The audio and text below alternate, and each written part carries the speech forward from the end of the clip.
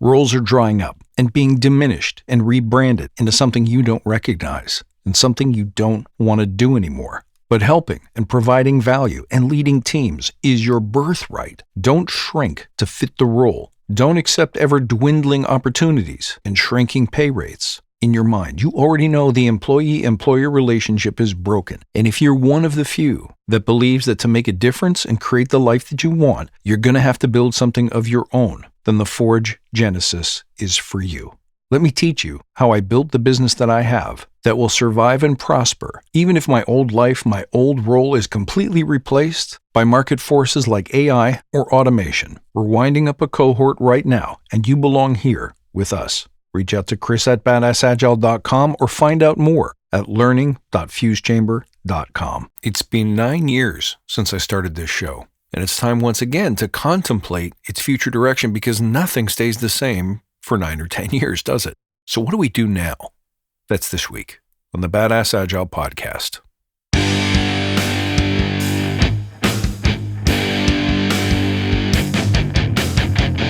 Greetings, team. Welcome to the Badass Agile podcast. I'm your host, Chris Williams.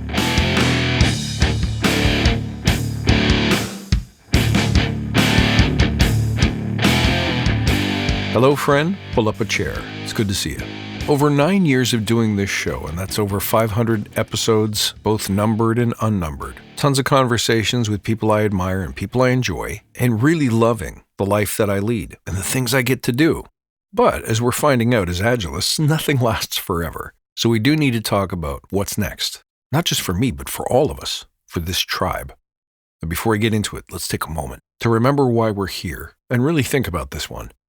To create an elite tribe of leaders who truly serve their clients and communities by doing what matters and what works, relentlessly chasing value and excellence like a badass. There's so many resources out there about what we need to do to be agile, but we're focused on who we need to become in order to lead teams. So let's hammer down those fundamentals to create a truly unique and powerful force in this industry. If you enjoy this episode, help us grow, help spread the movement, and share it with your friends. I recently did a deeper piece on YouTube about where we are in Agile right now.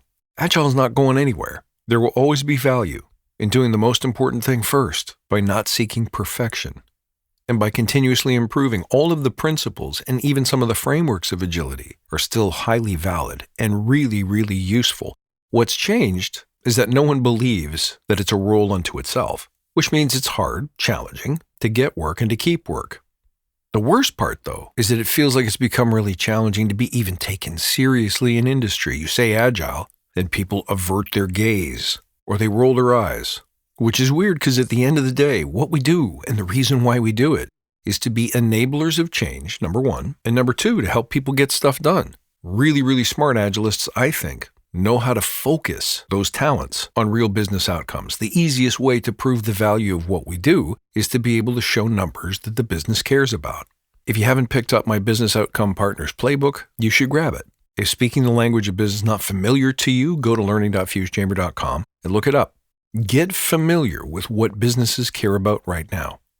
At the moment, they're obsessed with AI, which is understandable. But underneath it all, they're all looking for ways to make more money, create more shareholder value, or to spend less money doing it. When you can tap into those metrics, you have a chance. But these days, you can't just go to a recruiter and say, I'm looking for this kind of job. Flag yourself as a Scrum Master or Agile coach and expect people to pay attention to you. At the moment, it's like there's a moratorium. And this is where this stuff that I teach in the Forge is so important. To survive and thrive in any environment, particularly the worst possible environments where it seems like all hope is lost, you need to be able to do 4 things. 1, be visionary. Can you see into the future? Predict not just what's coming, but what people are feeling compared to how they want to feel. And then define a future that everyone can latch on to, that drives even a small group of people forward. And it doesn't have to be about predicting markets or inventing clever new products that the whole world will fall in love with. It could be as simple as a vision for your team, how we operate, how we're valued and seen in the organization, how we contribute. Vision is about putting a stake in the ground somewhere, not just for yourself, but for your team, for your company, for their customers. Define it, declare it, seek evidence that helps refine and shape your vision. When I started Badass Agile 9 years ago, my vision was simple. There must be a better way to do this thing. We're stuck on frameworks. We're becoming rule worshippers and people pleasers, and it sucks. We have so much more potential and so much more power if only ... And that's what I've been trying to share with the world for almost a decade now. Simple vision. You hear me say it at the beginning of every episode. To create an elite tribe of leaders ... My overall vision for my place in the world is to create heroes, to help people rise up to the highest level of their capability and fulfillment. I want you to love what you do. I want you to be proud of what you do and who we are, because we deserve it. Every human deserves it. And if you want to stop letting the industry shape you or define your opportunities, you have to have vision.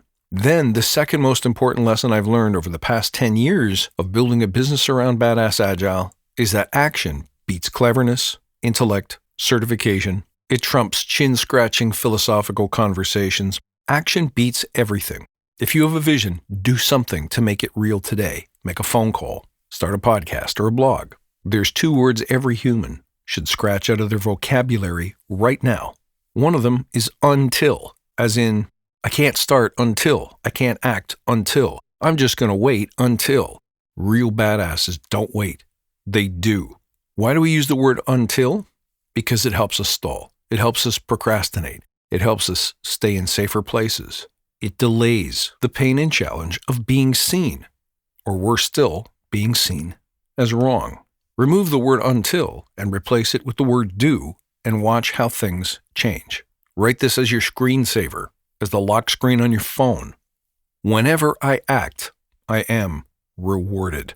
So when you sit in a chair and think about how things ought to be, or the things that you would do if only ... or the things that you'll start someday, but you're just waiting until, if you can take that out of your vocabulary, but also your mindset, you'll find that when you act, when you start the blog, when you make the phone call, when you invite the boss out for lunch, that things change. Arnold Schwarzenegger wrote a great book a couple of years back called Be Useful. And the line that I remember is that there is no such thing as motivation. If you want motivation, make progress, which means when you see something move, you no longer need a reason to drag yourself out of bed to go to the gym. Now, this guy should know. Look at what he accomplished, not only with his body, but with his mind and his voice and his physical presence. Successful entrepreneur, world-renowned bodybuilder and athlete, one of the most famous movie stars of the 80s and 90s, and governor of the state of California. So he should know something about what success looks like. And for those of us who are waiting until, remember, you got it backwards. Do, act, and watch how those actions, however small, make ripples in the universe, however small. And that's what motivates you to keep going.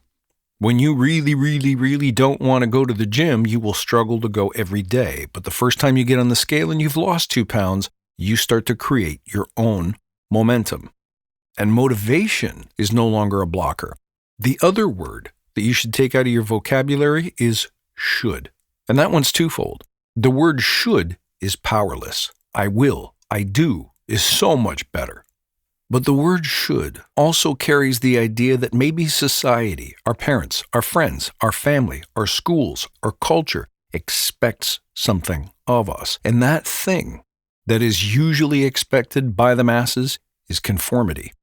They want you to look the same, to feel the same as everyone else. They'll withhold jobs from you. They'll withhold opportunity.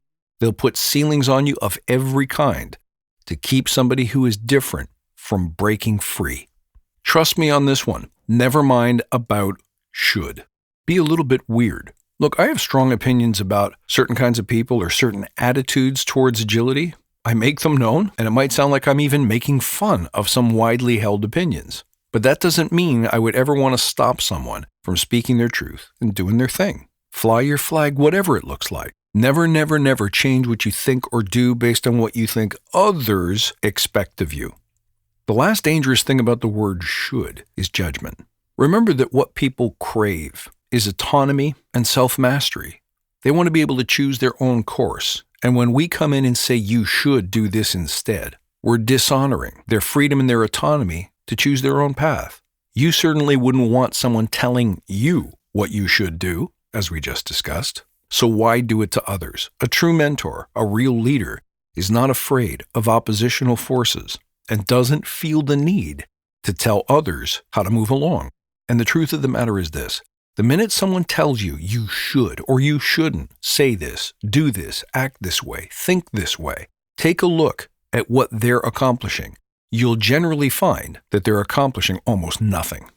Such is the human condition. When we feel inadequate or insignificant, when we worry about our value or our validity, the first thing that we start doing is looking at others and saying, you shouldn't say that. You should be doing this instead. So if you find yourself tempted to judge or criticize others, especially if it's like you're trying to silence them or get them to stop saying what they believe because it doesn't agree with yours, you need to check yourself, not the other person. You need to get real about why you care about what someone's doing over in their lane. You need to stay in yours and keep moving forward. All of this requires not only vision and certainty and an inner strength that's really, really rare. It requires a resilience, the ability to persist in the face of failure, because those of us who do understand that failure is, of course, your best teacher. Now, we show people this in Agile all the time, and we wonder why our clients won't embrace that word, why they're so afraid of it. And yet, when it comes down to it, are we really leaping free from the fear of failure? Or if not free of it, at least comfortable with it, coexisting with it, co-creating with failure? Because the best course we know is not to prepare and study and wait and gather support around a decision so that 3 months later we can act in perfect safety. There is no safety in that. So if we're going to do things and it's likely we're going to fail, might as well do them a little bit quicker. Might as well act today and learn from what works and what doesn't. Put up that social media post, and if nobody responds, nobody comments, nobody likes, then do something different tomorrow. But to wait for 6 months until you've taken all the courses, studied all the books, learned from the masters, prepared, discussed, contemplated, meditated to put that post out, you lose the traction of acting today. Respond to something that's current. Act in the face of change. Help people move forward by going first, saying, I don't know how this is going to go, but this is what I think. So this is what we will do. That's certainty. That's courage. And of course, when things break, as they will, when things fail, as they must, we learn, we adapt, and we do again.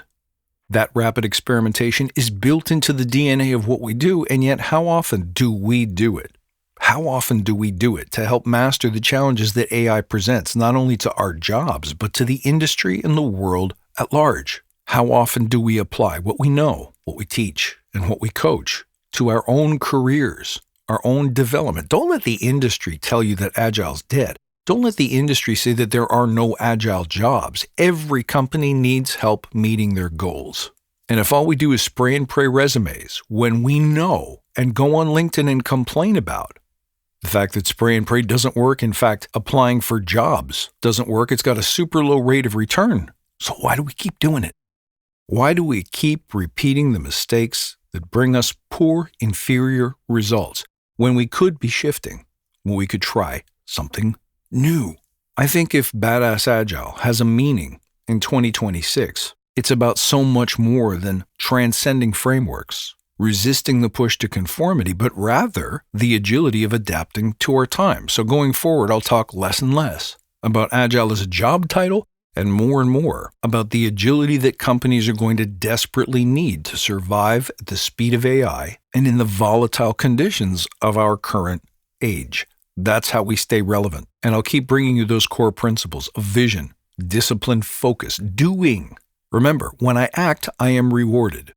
Resilience and grit to stand up in the face of failure and to accept it as a necessary part of your evolution and your success. And then finally, to learn from what we do and to keep engineering and innovating to bring about the desired result that our vision showed us in the first place. This is your birthright.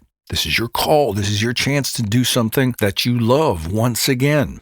See, I get on calls today and talk to other Agile people, which is my number one favorite thing to do, is get into the community and just chat with people.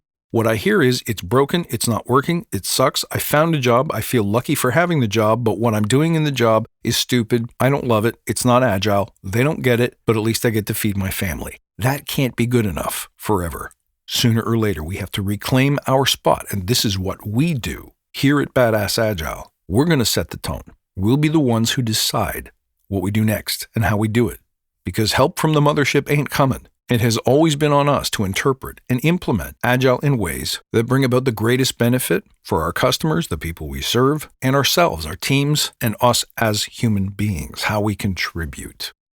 This requires massive courage, massive focus, and dedication, and it requires that you see into the future, into a void that has no shape. People who are waiting for the next big thing to come are followers. We are leaders. We see, we envision, we describe, and we build. And that's the future of Badass Agile, I think. Let me know what you think. Reach out to chris@badassagile.com. You can find me at worldwideweb.badassagile.com, and you can find my products and services at learning.fusechamber.com. All the links are in the show notes below. I am so grateful that you are still with me, and I hope this episode and ones just like it not only change your approach, your mindset, but also your outcomes. Keep creating, keep innovating, and don't forget, stay badass. I know I will.